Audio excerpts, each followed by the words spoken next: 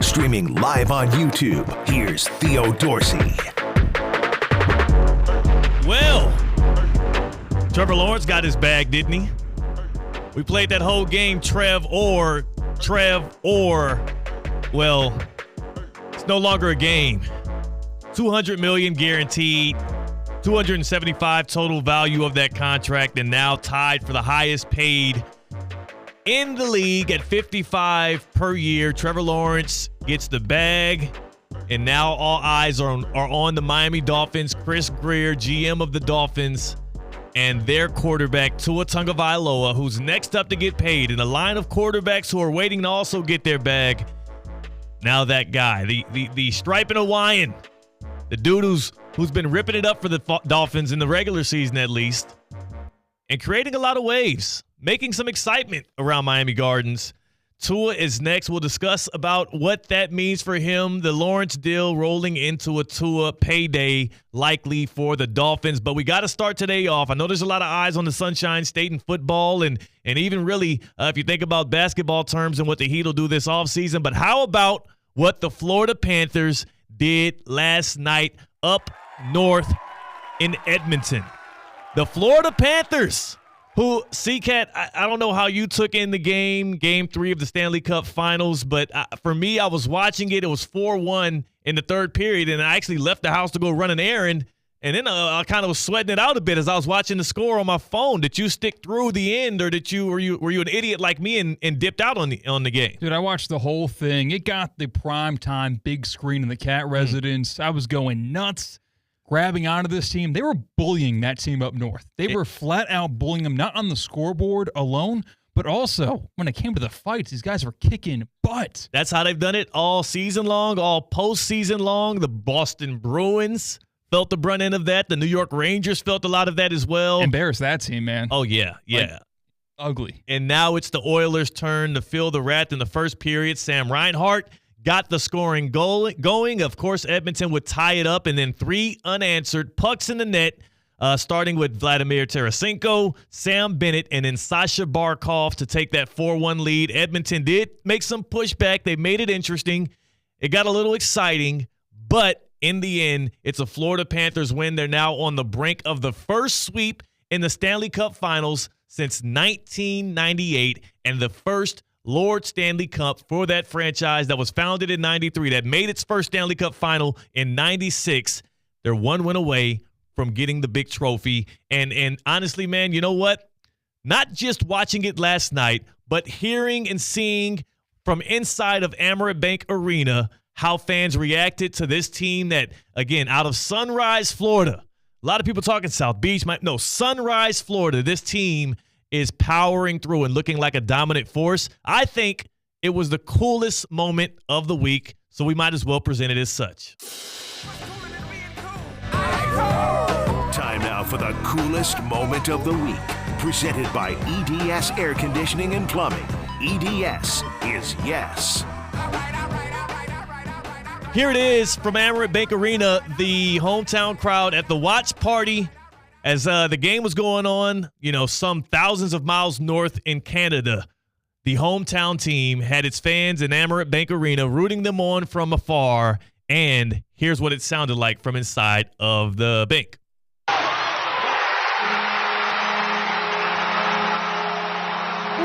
That's a good roar. That's a good. They talk bad about South Florida fans. Like, that's not at the game. No. Reiterate, this is not. The game's not happening for them. They're watching it on TV, essentially. A watch party in the arena. And by the way, CKatt, have you ever done an in-arena watch party for a game that wasn't happening at the actual stadium? Never. I've never been a part of one as well. Now, seeing what that was like, I'm like, you know what? Given the opportunity, got to at least cover one. If not to go as a fan and just be in the midst of it all, going to cover one, it seems like a good and enticing time. That was your EDS Air Conditioning and Plumbing coolest moment of the week, presented by EDS Air Conditioning and Plumbing. In South Florida, we cheer for the Heat, right? In hoops, we want the Heat to win, but in our homes, nah. We got to fight the Heat off. We got to combat it, and that's where EDS Air Conditioning and Plumbing comes into play. I mean, they give you a championship-level performance every single day. When you need to book an appointment, you hop right online, edsairconditioning.com, and it's easy. You set something up around your schedule, and they're always good about not only making it in your time window, but also giving you an alert ahead of time, introducing you to your technician, as well as letting you know they're on the way to make things right, to make things A-OK. I'm a Gold Plan member, and if you become a Gold Plan member with EDS Air Conditioning and Plumbing, you get 15% off of repairs. You get 2 annual checkups to do preventative measures, not just repairs, but preventative care from an EDS technician. And on top of all of that, you get the comfortability knowing that in the South Florida summer, you can go with the team that's been doing it since 2006, family owned and operated. Just all around good guys. Plus my technician, Randy, that usually services my house, Miami Hurricanes fan. Shout out to him. Go Canes. Hopefully we have a good season. Hopefully some of that Florida Panthers winning vibe spreads throughout South Florida as we go on through 2024. EDSairconditioning.com. EDS is yes. Wow. I can't believe it. After last year's Stanley Cup final run, the Panthers, as an 8 seed, making it all the way to the end and falling to the Vegas Knights, getting back there for a second straight year and now being 1 win away. I can't believe just how quickly this has happened, how rapid it's happened, and it's got me thinking about where the Panthers, not just as a franchise, but their stars individually stand when it comes to South Florida stars. On this Top 5 Friday, we might just be addressing that later. But what comes first is the paydays in the NFL. Hide the money, y'all. There's poor people around. With your broke ass. Tua Tagovailoa, Dak Prescott, Jordan Love. That's the list of quarterbacks that are still left that are expected to maybe strike a deal this offseason, as we've already seen Jared Goff's deal go through. We've seen Jalen Hurts, and most recently Trevor Lawrence striking a 5-year, $275 million extension, $200 fully guaranteed, including $142 at the signing. Now, CKatt, my first reaction to this deal from the Jacksonville Jaguars is, wow, you're paying him tied for the highest annual value per year with Joe Burrow, $55 million a year, and also the 4th most guaranteed in the NFL. It does feel incredible. It feels like a lot. But then when I start to get into my brain here and watch how the quarterback market is played out and watch where the Dallas Cowboys stand right now, where they have no leverage with Dak Prescott, it does feel like a deal that is fair for both sides. It's similar to when you order food on a delivery app and you pre-tip the driver, right? Like, he hasn't necessarily earned that tip yet. Trevor Lawrence, through 3 seasons, has not been spectacular. He's not been up to the bill of what we expected him to be as the generational product coming out of Clemson, who won championships both in high school and college.